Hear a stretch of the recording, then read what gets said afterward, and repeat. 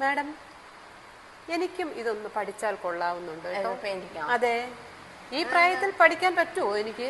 സുഖമായിട്ട് പഠിക്കാനൊക്കെ. എനിക്കൊരു സംശയം, ഈ പ്രായത്തിലും ഇനി നമുക്ക് പഠിക്കാൻ പറ്റുമോ? കുഞ്ഞു കുട്ടികൾക്കല്ലേ പഠിക്കാൻ പറ്റത്തുള്ളൂ എന്നുള്ള. അങ്ങനെയൊന്നുമില്ല. നമുക്ക് ആഗ്രഹം ഉണ്ടെങ്കിൽ എന്ന് പറഞ്ഞാൽ ഇത് ഒരു അദമ്യമായ ഒരു ആഗ്രഹം മനസ്സിൽ വേണം. അതെ, അങ്ങനെ ഒരു ആഗ്രഹം ഉണ്ടെങ്കിൽ ആർക്ക് വേണമെങ്കിലും വരയ്ക്കാനൊക്കെ. അതായത് ഇത് ചിന്തിച്ചു നോക്കിയേ, ഒരു റൗണ്ടാണ്, അല്ലെങ്കിൽ ഇതൊരു ഓവൽ ഷേപ്പാണ് അല്ലേ?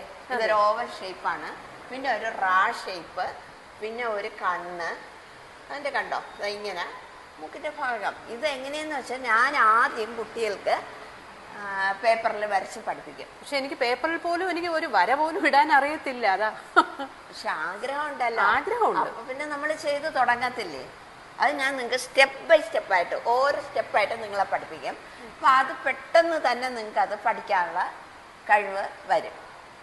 അതെങ്ങനെയാണെന്ന് വെച്ചാൽ വളരെ എളുപ്പമാണ്. പെൻസിൽ കൊണ്ട് വരപ്പിച്ച്, പെൻസിലിലെ പേപ്പറിൽ വരപ്പിച്ചിട്ട് അത് ക്രയോൺസ് കൊണ്ടും, പിന്നെ ക്രയോൺസ് പോലെ വേറൊന്നുണ്ടല്ലോ ഓയിൽ പേസ്റ്റിൽ കൊണ്ടൊക്കെ വരപ്പിച്ച് റെഡി ആക്കിയതിന് ശേഷം പിന്നീട് നമ്മളത് വാട്ടർ കളറിൽ പഠിക്കും.